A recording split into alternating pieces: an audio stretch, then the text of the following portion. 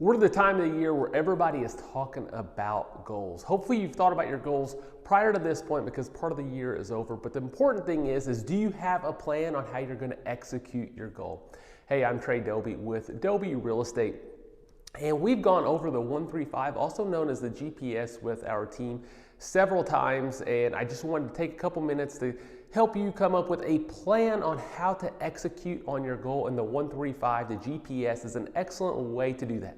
So I have it kind of written up here. You got your cheat sheet here. So a 135, a GPS, is what GPS stands for is goals, priorities, and strategies. So you can use this in all areas of your life. I'm going to focus on a real estate goal though for today, and we're going to throw up some hypothetical GPS for somebody that's in real estate. So let's say this year your goal is to sell 50 homes. So that is your one overarching goal, selling 50 homes. So what are going to be your 3 priorities on how you're going to execute it? What are the 3 most important things that if you focus on, you will hit your goal of selling 50 homes? Now, I put together a hypothetical situation. Let's say we all know that talking to leads, generating leads, warming up leads is the key to success in business. So for our first priority, I'm going to say lead generation is my priority number 1 on how I'm going to hit 50 sales. What else? What else is important in real estate? Well, relationships are important. So I'm going to say, my second priority is going to be relationships. And we're going to come up with our strategies behind each one once we come up with our 3 top priorities. Last thing is oh gosh, what could be important? I've already had this pre-filled out. So what could be important though? Organization. Let's face it, most salespeople aren't the most organized. So I'm going to put down organization. Now I'm doing this as a hypothetical situation for you.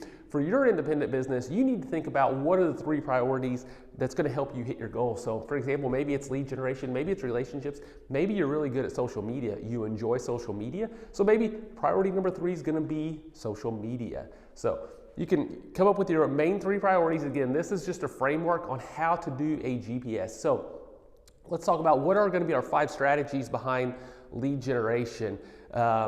Let's say that you know that if you've tracked your business last year, you can know how many contacts you need to make in a day or whatever. So let's say you think, hey, based on the numbers, if I make 5 contacts a day, I know I'm going to hit 50 homes. So my strategy number 1 is going to be, my marker's going out, got to change colors. We're going to change the colors here. So let's say our strategy 1 is make 25 contacts per week. Now the thing I tell our team is these strategies, they need to be very specific and they need to be measurable. Because I could say, hey, I'm going to make as many contacts as I can.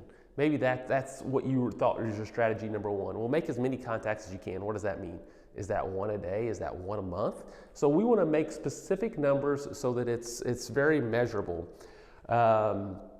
Let's see here. One of the things that somebody on our team talked about is we have a lot of incoming calls. We have a lot of sign call opportunities. We do some Zillow spend. We have some other sources. And they said, I need to answer my phone more. So maybe it's answer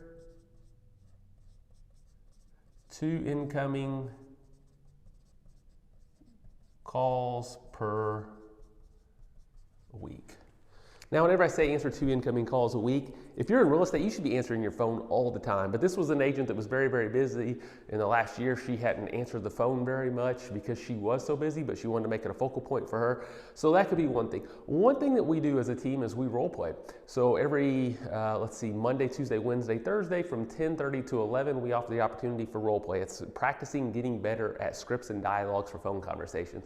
So maybe you say, hey, I am going to role play my scripts and dialogues 2 times per week. That's focusing on getting better at lead generation. Now, you're going to make 25 contacts a week. You're probably making a lot of phone calls, but Phone calls, they're great. It's my preferred method. If I can get somebody on the phone, that's how I want to do it. But a lot of people don't answer the phone. So maybe you say, hey, I am going to text at least 25 people per week on top of my dials.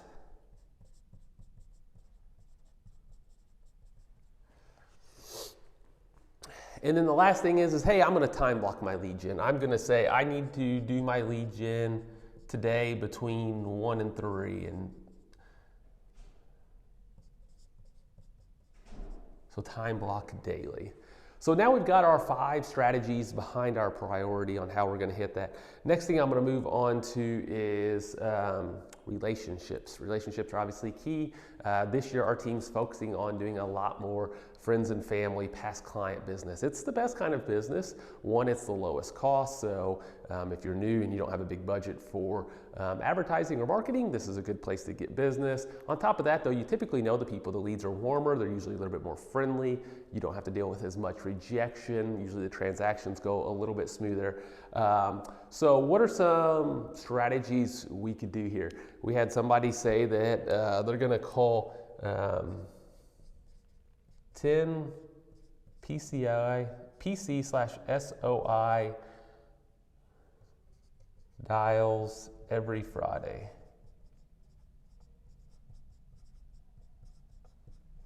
PCSOI. PC stands for past client, SOI stands for sphere of influence. That's your friends, family, people you used to work with, people you go to church with, people that you know from your son's Little League baseball team. It's anybody that you know is SOI. PC stands for past client, just for clarification.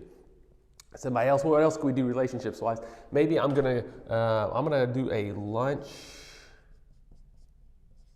coffee one time per week. And whenever we say do lunch coffee one time a week, you have to have a strategy behind that. You can't just like go through your phone book and be like, hey, you want to go to lunch, and then go to lunch with the person, not even talk about real estate. You need to have a strategy behind that. So who are your friends and family that you know are going to, helps if I spell coffee right?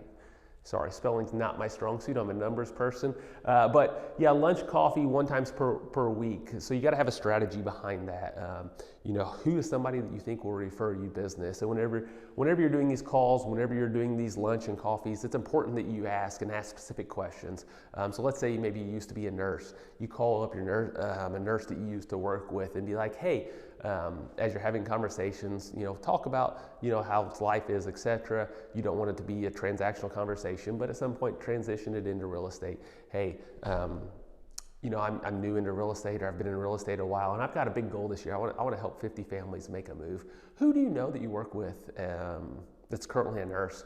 You know, obviously I know nurses. I love working with nurses. So who do you know that's a nurse that's thinking about buying or selling this year?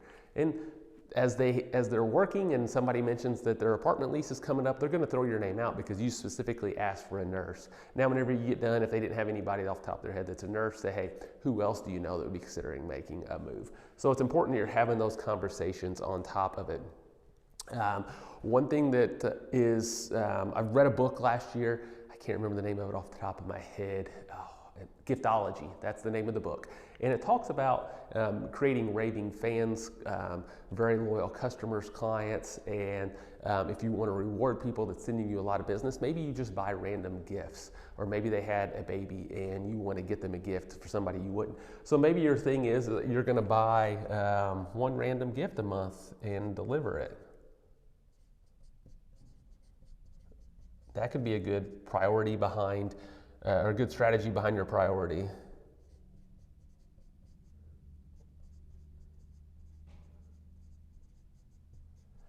So that's obviously good for relationships. Social media can be very big. So maybe you say, hey, I'm going to comment on X number of posts per day.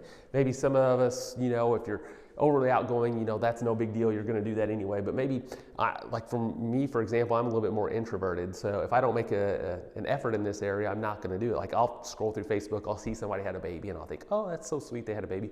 But it's just not my natural thing to reach out and make a comment.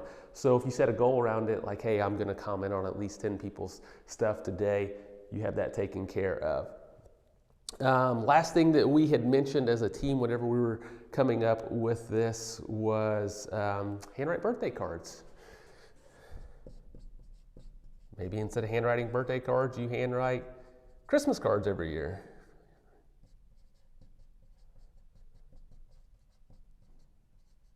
An agent on our team, really good idea. What she does is when she closes on a transaction, she goes ahead and writes them a Christmas card at the day of closing. Now, she doesn't give them the Christmas card on the day of closing when they close on July the 26th, but she has all these piled up, and so when December rolls around, she already has everything ready. She just has to drop them in the mail, as opposed to spending 5 days in the month of December handwriting Christmas cards. So those are all good things to back up your 5 strategies on your relationships. Organization, let's move on. Your third priority is organization.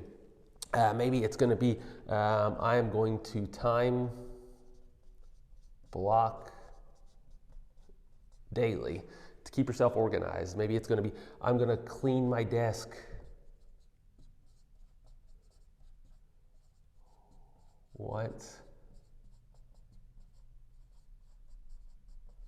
per week. Update your CRM daily.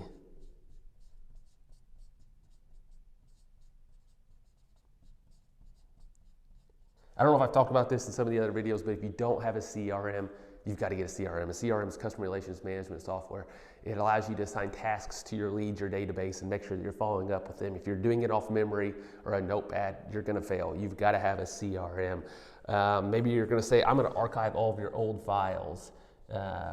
We use a software called Dotloop for our online file management, and maybe if you have a ton of files in there and you're wasting a lot of time sorting through files trying to find one, you could archive your old files. And then last thing we said is you could track your business daily.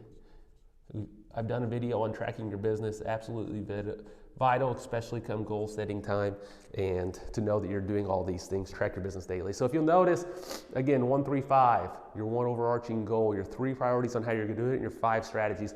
If you do these 15 things, you know for sure you're going to hit your overarching goal of 50 homes. But again, as I mentioned, strategies, they have to be specific and they have to have a time frame.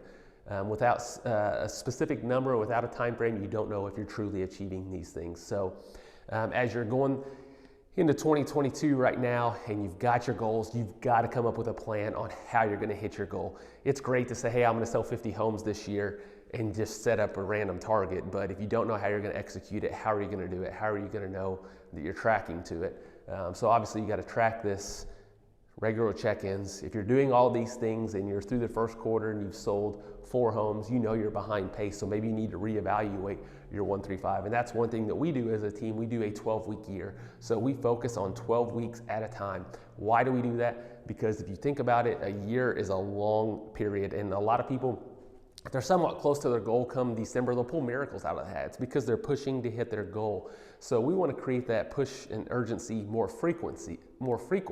And on top of that, let's say you have a terrible first quarter. You say, well, guess what? I got 9 months to catch up. Well, whenever you cut your goals down to a 12-week period, guess what? If you're 6 weeks in and it's going bad, you only got 6 weeks to catch up. So as long as you're hitting your 12-week goals, you're going to hit your main overarching goal for the year. So if you're having questions, if you've set a goal for this year, maybe your company you're with has helped you set a goal, but they haven't helped you come up with a game plan or a strategy on how you're going to do that, I'd be happy to do that. Feel free to respond to this email. Text me. My cell number is 812-499-1067. Look me up on Facebook. Send me a message. I would be happy to sit down for some coffee, lunch, and help you come up with a goal on how to hit your goals. Even if you don't have an interest in switching brokerages, you want to stay where you're at, you're comfortable, you're just looking for more guidance and leadership on how to hit these goals, hit me up. I'm happy to be a resource. Again, I'm Trae with Dauby Real Estate, and I hope you have a great day.